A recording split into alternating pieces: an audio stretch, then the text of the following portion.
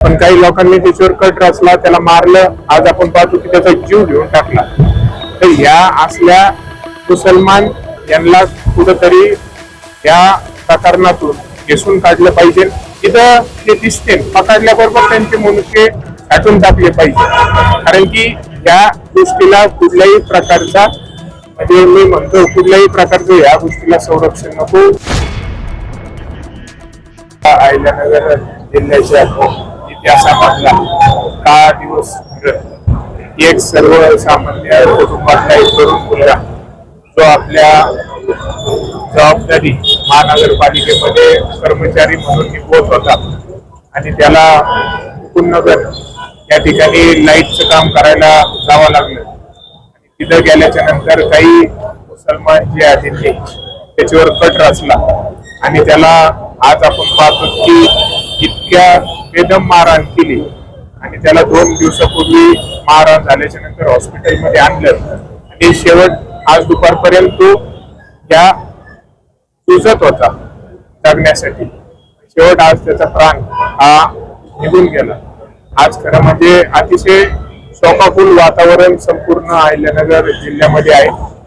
की एक निस्वार्थी मुलगा जो लहानपणीपासून हिंदू धर्माचं काम करतो, हिंदू धर्माचं काम करत असताना त्याला जबाबदारी म्हणून मुकुंदनगर हा एरिया त्याला पहिल्यापासून आवडत नव्हतं, तरी पण तो तिथे जबाबदारी म्हणून चांगल्या पद्धतीने काम करायला गेला.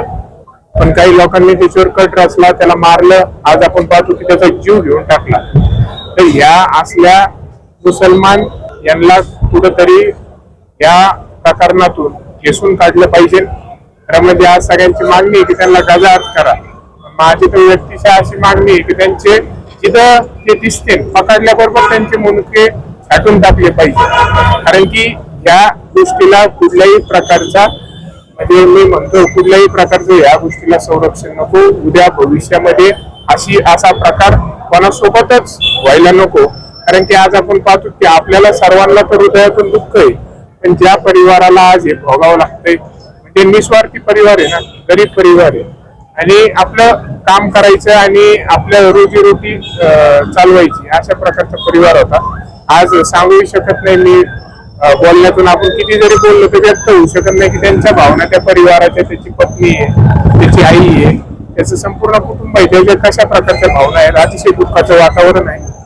तर निश्चित मी आपल्याला हा विश्वास देतो की येणाऱ्या काळामध्ये माझ्या माध्यमातून आम्ही इथं उपस्थित सकल हिंदू समाजाच्या माध्यमातून जेवढं या परिवाराला संरक्षण देता येईल पूर्णपणे आम्ही देऊ आणि जेवढी मदत या परिवाराला यांचं भवितव्य करता येईल ही पूर्णपणे जबाबदारी या परिवाराची आम्ही घेऊ. तुम्हाला माझ्या बापानेही सांगितलं होतं तुमचे मत तुम्हालाच राहू द्या. आम्हाला तुमच्या मताची भीक नको आणि तुम्ही पण आमच्याकडे काम घेऊन भीक मागायला येऊ नका. अरे तुम्हाला माझ्या बापानेही सांगितलं होतं तुमचे मत तुम्हालाच राहू द्या.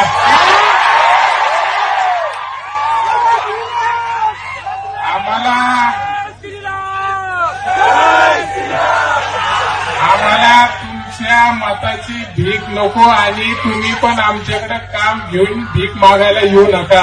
अहिल्यानगर जिल्ह्याच्या इतिहासामधला काळा दिवस एक सर्वसामान्य कुटुंबातला एक तरुण मुलगा जो आपल्या जबाबदारी महानगरपालिकेमध्ये कर्मचारी म्हणून निभवत होता आणि त्याला मुकुंदनगर या ठिकाणी लाईटचं काम करायला जावं लागलं.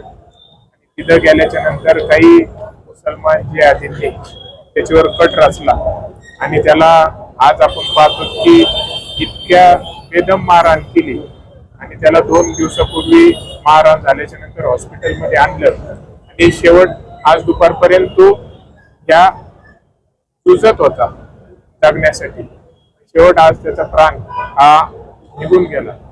आज खरं म्हणजे अतिशय शोकाकुल वातावरण संपूर्ण अहिल्यानगर जिल्ह्यामध्ये आहे.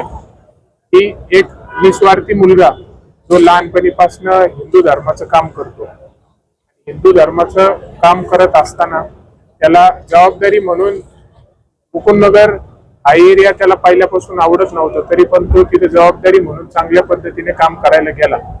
पण काही लोकांनी त्याच्यावर कट रचला, त्याला मारलं. आज आपण पाहतो की त्याचा जीव घेऊन टाकला. तर ह्या असल्या मुसलमान जिहादी लांडे यांना कुठंतरी या प्रकरणातून घेसून काढलं पाहिजे. खरं म्हणजे आज सगळ्यांची मागणी आहे की त्यांना गजाआड करा. माझी तर व्यक्तिशः अशी मागणी आहे की त्यांचे जिथं ते दिसते पकडल्याबरोबर त्यांचे मुंडके छाटून टाकले पाहिजे. कारण की या गोष्टीला कुठल्याही प्रकारचा म्हणजे मी म्हणतो कुठल्याही प्रकारचं या गोष्टीला संरक्षण नको. उद्या भविष्यामध्ये असा प्रकार कोणासोबतच व्हायला नको. कारण की आज आपण पाहतो की आपल्याला सर्वांना तर हृदयातून दुःख आहे, पण ज्या परिवाराला आज हे भोगावं लागतंय म्हणजे निस्वार्थी परिवार आहे ना, गरीब परिवार आहे आणि आपलं काम करायचं आणि आपल्या रोजीरोटी चालवायची अशा प्रकारचा परिवार होता. आज सांगूही शकत नाही मी, बोलण्यातून आपण किती जरी बोललो तर व्यक्त होऊ शकत नाही की त्यांच्या भावना त्या परिवाराच्या, त्याची पत्नी आहे, त्याची आई आहे, त्याचं संपूर्ण कुटुंब आहे, त्याच्या कशा प्रकारच्या भावना आहेत. अतिशय दुःखाचं वातावरण आहे. पण निश्चित मी आपल्याला हा विश्वास देतो की येणाऱ्या काळामध्ये माझ्या माध्यमातून आम्ही इथं उपस्थित सकल हिंदू समाजाच्या माध्यमातून जेवढं या परिवाराला संरक्षण देता येईल पूर्णपणे आम्ही देऊ आणि जेवढी मदत या परिवाराला यांचं भवितव्य करता येईल ही पूर्णपणे जबाबदारी या परिवाराची आम्ही घेऊ. त्यावेळी सगळ्या सकल हिंदू समाजाने ठरवलं की आपण आज श्रद्धांजली म्हणून संपूर्ण आपलं नगर शहर हे बंद पुकारू आणि सर्वांनी पुकारलं. बऱ्याचशा लोकांनी आपण पाहतो की स्वतःहून शटर बंद केले, दुकान बंद केले धीरज भैयाला श्रद्धांजली देण्याकरता.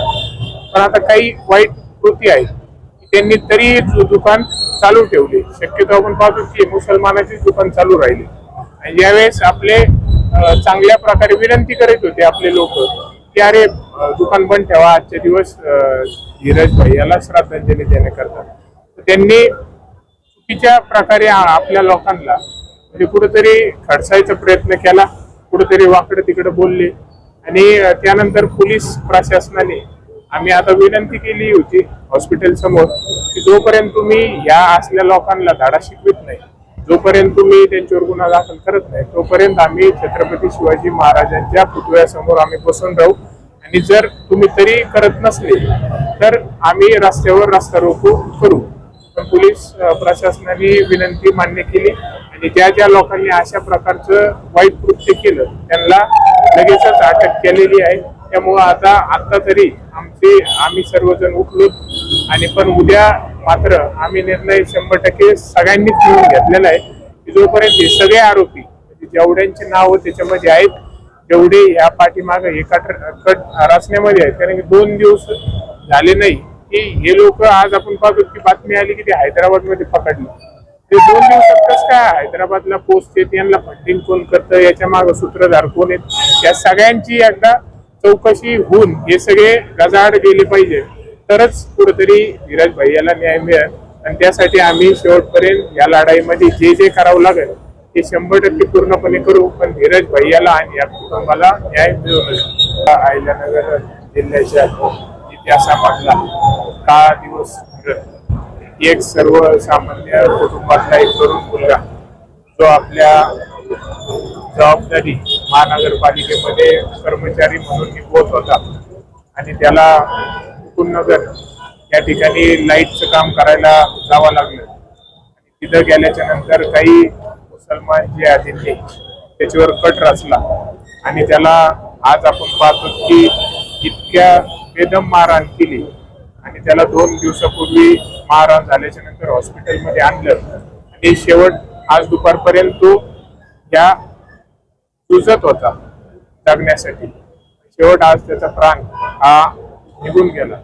आज खरं म्हणजे अतिशय शोकाकुल वातावरण संपूर्ण अहिल्यानगर जिल्ह्यामध्ये आहे की एक निस्वार्थी मुलगा जो लहानपणीपासून हिंदू धर्माचं काम करतो, हिंदू धर्माचं काम करत असताना त्याला जबाबदारी म्हणून मुकुंदनगर हा एरिया त्याला पहिल्यापासून आवडत नव्हतं, तरी पण तो तिथे जबाबदारी म्हणून चांगल्या पद्धतीने काम करायला गेला.